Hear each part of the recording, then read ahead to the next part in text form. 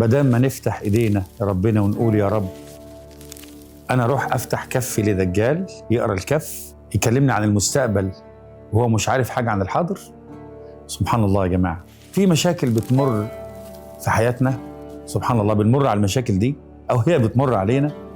سبحان الله، من خلال خبراتنا في الحياه بنشوف بعض الناس بسبب ضغط الحياه، بسبب الحزن لسبب ما، بسبب الفشل في شيء معين، بسبب مشاكل زوجية، بسبب مرض معين، بنعلق كل فشلنا على ان احنا تعمل لنا عمل وتعمل لنا سحر.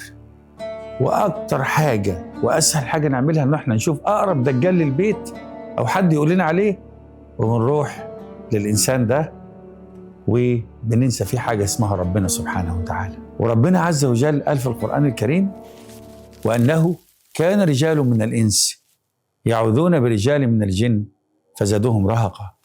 أحبتي اسمعوا يا جماعة، النبي عليه الصلاة والسلام بيقول في الحديث الصحيح: من ذهب إلى عراف أو كاهن فصدقه فهذا كفر بما أنزل على محمد صلى الله عليه وسلم.